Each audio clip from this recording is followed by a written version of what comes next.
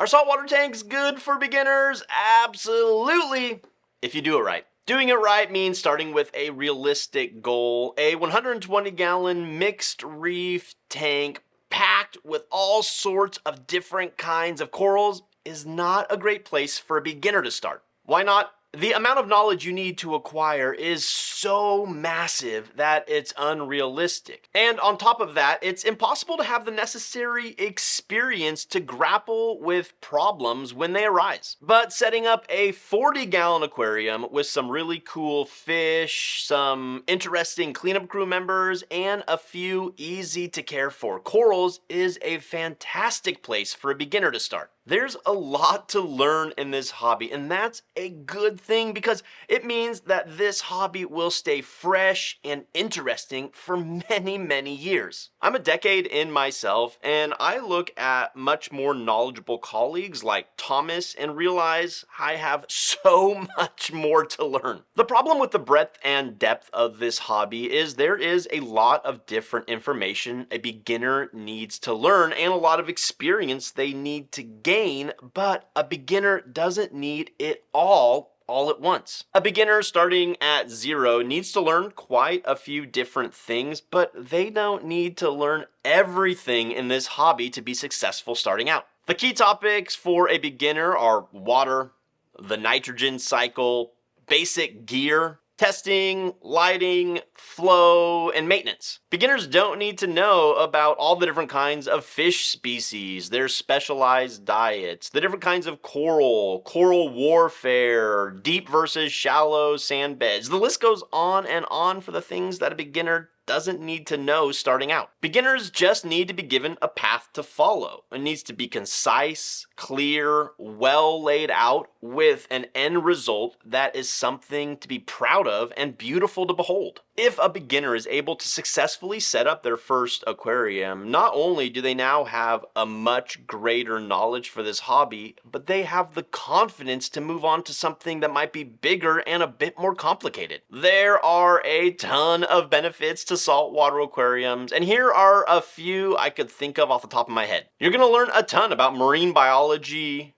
chemistry, our oceans, and our reefs, and how interconnected everything is. You might find out, like I did, that the constant sound of running water from your aquarium is actually quite soothing. If you have little ones or are a classroom teacher, setting up a saltwater aquarium is an absolutely fantastic hands-on educational experience. Saltwater fish are cool, and so are corals, anemones, and all the cool inverts we can put in our tanks. Fish have personalities. You might not have realized that, but your fish are going to interact with you in unique and interesting ways. Saltwater aquariums can give you a sense of purpose. I know when I started in this hobby a decade ago, I was going through a rough patch in my life, and my saltwater aquarium gave me hope and a lot of joy. While saltwater aquariums are definitely fantastic for beginners, here are some pitfalls to avoid. Don't overdo it on your first tank. Aquariums can take a lot of time and can consume a lot of money,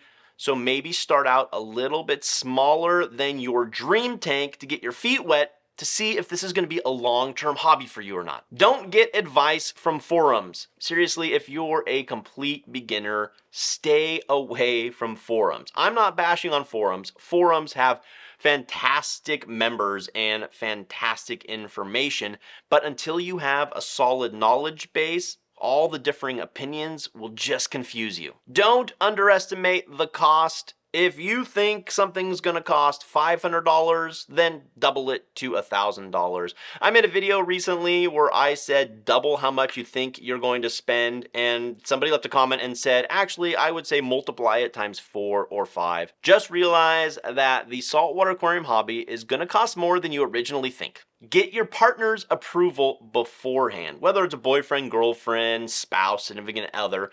Getting them involved at the beginning means that they are going to understand the hobby, they're going to understand your passion, and when you're ready to upgrade and get something a little bit more expensive, they might even understand that too. Don't be impatient. Patience is defined in this hobby by weeks, and months, not by days. Good things take time in this hobby, so really work on your patience and try your best to not be impatient. The next pitfall to avoid is putting too much in your tank. You might see videos and pictures with tanks just crammed with fish and corals, but those are from experienced reefers who have the knowledge necessary to control their feeding, control the filtration, control aggression issues. So when starting out, start out with less animals rather than more. And the last pitfall to avoid is having unrealistic expectations. You're not going to be perfect the first time. Your first tank isn't going to be the best tank you ever do, but if you have realistic expectations and shoot for something simple, a few fish, a few cool invertebrates, some really easy to keep corals, then once you master that, you'll have the confidence to go on and build something even better. No matter what size tank you end up getting, there are some really cool pets that you can put inside. In a small 15-gallon tank, here are some of the animal options. Clownfish, sea urchins, Ayasha gobian pistol shrimp, snails, hermit crabs, shrimp, conchs, gobies, damselfish, coral, and anemones. In a medium-sized 40-gallon tank, you can have some slightly larger animals like these. Bangai or pajama cardinalfish, 6-line wrasse, a sand-sifting goby, more coral, small schooling fish, a hawkfish, larger gobies, and damselfish. And in a much larger 120-gallon, here are some really cool things you can put inside. Tangs, wrasses, dragonettes, angelfish, anthias, butterfly fish, rabbitfish, filefish, jawfish, and a whole lot more. Are saltwater tanks good for beginners? Absolutely. If you have a good teacher, and I hope that teacher's me and our HelloReef kit. YouTube thinks you're gonna like this video, so check it out, and until next time, be well and happy reefing, everybody.